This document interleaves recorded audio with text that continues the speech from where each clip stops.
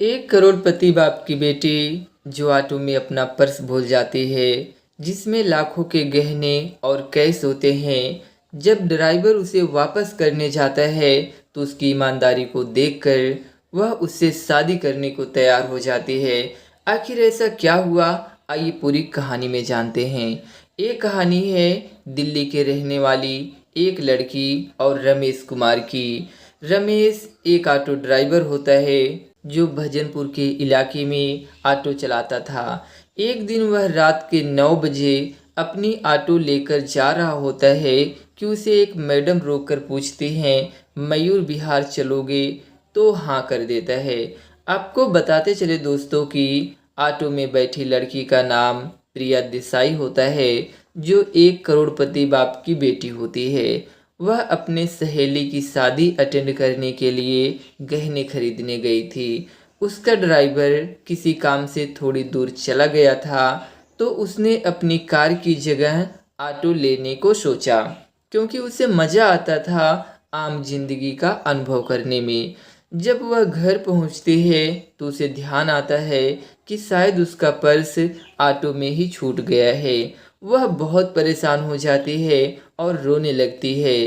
प्रिया को रोता देख उसके पापा पूछते हैं, क्या हुआ बेटा, रो क्यों रही हो? तो वह सारी घटना बताती है। तो वो कहते हैं, इतनी छोटी सी बात के लिए रोते नहीं, तुम्हें किस चीज़ की कमी है? टेंशन मत लीजिए, फिर से जाकर ले लेना, मैं तुम्हारे अकाउंट में पैसे डाल देता हूँ। प्रिया कहती है, फिर भी पापा, मैं एक बार पता लगा लेती हूँ, कहीं मैं उसी दुकान पर तो अपना पर्स नहीं भूल गई। तो वह अपने ड्राइवर के साथ उस शॉप पर जाकर पूछती है, क्या यहाँ पर कोई पर्स छूटा है? तो दुकानदार कहता है, नहीं मैडम, और साथ में सीसीटीवी कैमरे की फुटेज भी दिखाता है। इसके बाद प्रिया ड्राइवर से भजनपुर के उस इलाके में चलने को कहती है जहाँ पर वो ऑटो पकड़ी थी, और वो कुछ ऑटो चालकों से भी जानकारी लेती है, लेकिन कुछ नहीं पता चल पाता। वहीं दूसरी तरफ रमेश ऑटो चलाकर जब घर पहुंचता है तो उसकी नज़र ऑटो के पीछे सीट पर पड़ती है, जहां पर एक पर्स पड़ा होता है। जब वो उसे उठाकर खोलता है तो उसमें लाखों के गहने और नकदी होते हैं। रमेश बहुत ईमानदार व्यक्ति था और उसकी ज़िंदगी का एक ही वसूल था, मेहनत की कमाई ही असली कमाई होती है। दिमाग पर जोर डालने के बाद उसे समझ आया, ये पर्स उस लड़की के हो सकते हैं जो उसकी ऑटो में बैठी थी। रमेश ने तुरंत फैसला किया कि वह गहने वापस करेगा, चाहे उसे कितनी भी मुश्किल क्यों ना हो।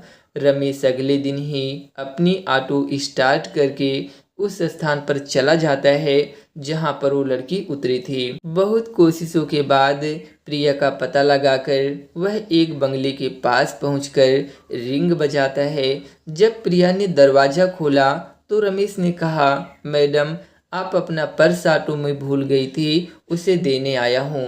प्रिया की आंखों में खुशी के आंसू आ गए। जब वह पर्स चेक करती है तो उसमें एक भी सामान मिसिंग नहीं था। उसने कभी नहीं सोचा था कि उसके गहने वापस मिलेंगे, और वह भी इतनी ईमानदारी के साथ। वह रमेश को घर के अंदर बुलाती है, पानी पिलाती है, खाना खिलाती है और बहुत सम्मान करती है, और जाते समय इनाम के तौर पर कुछ पैसे देने लगती है। लेकिन वह मना कर देता है और कहता है, मैडम, आप मेरी ऑटो में बैठी थी, ये तो मेरा फर्ज था, आपने मुझे इतना सम्मान दिया, मेरे लिए यही बहुत है। ये कहकर वो जाने लगता है। तभी पीछे से प्रिया आवाज़ देकर कहती है, अपना नंबर तो दे दीजिए। नंबर देने के बाद वह फिर से पहले की तरह ऑटो चलाने चला जाता है। इधर रमेश की ईमानदारी से प्रभावित होकर प्रिया ने उसे एक दिन चाय के लिए बुलाया और दोनों एक दूसरे से बातचीत करने लगे। प्रिया कहती है, आपके घर में कौन कौन रहता है? रमेश कहता है, मैं, मेरी माँ और एक बहन। प्रिया फिर से पूछती है, माँ जी क्या करती हैं? आप अपने बारे में और कुछ बताइए। रमेश कहता है, मैं कानपुर के एक छोटे से गांव में रहता था। बचपन में ही मेरे पिताजी का देहांत हो गया था। वहाँ के कुछ प्रभावशाली लोगों ने हमारी ज़मीन हड़प ली और जब हम लोग शिकायत करने थाने पर गए तो वहाँ पर भी हमारी कोई सुनवाई नहीं हुई। थक हार कर मैंने उस गांव को ही छोड़ने का फैसला किया और दिल्ली में आकर किराए पर कमरा लेकर रह रहा हूँ।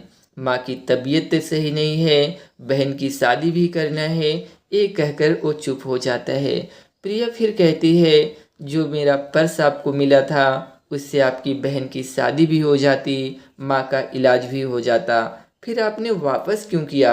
रमेश कहता है, मैडम आप मुझे तो नहीं देख रही थी, लेकिन ऊपर वाले से कैसे बच सकता हूँ।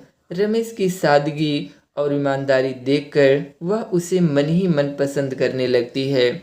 चाय खत्म होने के बाद प्रिया कहती है, आप अपना पता मैसेज कर दीजिएगा। ये कहकर चली जाती है। उसे रात भर नींद नहीं आती है। अगली सुबह अपनी कार लेकर मार्केट में जाकर शॉपिंग करती है, कुछ फल खरीदती है और रमेश के भेजे पते पर पहुंच जाती है। जब घर के अंदर जाती है तो उसकी बूढ़ी माँ पूछती है, आप कौन हो बेटा? तभी प्रिया जल्दी से पैर छू लेती है और पर्स वाली सारी बात बता देती है। रमेश की बहन नाश्ता पानी लाती है। पानी पीने के बाद वह फलों और कपड़ों को देने लगती है। बूढ़ी माँ कहती है, बेटी इसकी क्या ज़रूरत थी? प्रिया कहती है, माँ ये मेरी तरफ से रख लीजिए ना प्लीज़। और फिर वहाँ से घर चली जाती है और अपने पापा से कहती है, पापा आपसे मैं एक बात कहूँ, बुरा तो नहीं मानोगे? वो कहते हैं, नहीं बेटा क्या बात है, तुम इतना भावुक क्यों हो रही हो? प्रिया कहती है, पापा मैं उसी ऑटो ड्राइवर से शादी करना चाहती हूँ जो मेरा पर्स लौटाए थे। वो कहते हैं, बेटा तुम एक करोड़पति बाप की बेटी हो, तुम्हें तो अच्छे से अच्छे रिश्ते मिल जाएंगे, तुम एक मामूली ड्राइवर से शादी क्यों करना चाहती हो? प्रिया रोते हुए कहती है, हाँ पापा मैं आपकी जायदाद की इकलौती वारिस हूँ। हो सकता है पैसे के लालच में मुझसे कोई भी शादी कर सकता है, लेकिन आपके ना रहने के बाद क्या वो मेरी कद्र करेगा? वह रमेश के बारे में सब कुछ बता देती है और कहती है, पापा एक बार सोच के तो देखिए, जो लड़का इतना मजबूर होते हुए भी अपनी ईमानदारी नहीं भूला, भला वो मुझे कैसे भूल सकता है? उसके पापा कहते हैं, बेटा तुम सही कह रही हो, हम उसी से ही तुम्हारी शादी कराएंगे। इधर प्रिया रमेश को फ़ोन करती है और कहती है, कहाँ हो तुम? कहता है, ऑटो चला रहे हैं मैडम जी। प्रिया कहती है, एक बात कहना चाहती हूँ, मना मत करिएगा प्लीज़। रमेश कहता है, नहीं क्या बात है बताइए। प्रिया कहती है, मैं आपसे प्यार करती हूँ और आपसे शादी करना चाहती हूँ, आई लव यू। रमेश कहता है, मैडम मैं गरीब आदमी हूँ, मुझसे मजाक मत कीजिए, आप एक करोड़पति बाप की बेटी हैं और मैं एक मामूली सा ड्राइवर। प्रिया कहती है, मैं सच्ची कह रही हूँ, मैंने तुम्हारे घर शगुन भी भेज दिया है, जाकर देख लीजिए। रमेश घर जाकर देखता है तो उसके लिए कपड़े, साथ में परिवार के लिए भी अन्य कीमती सामान थे। वह बहुत खुश हो जाता है।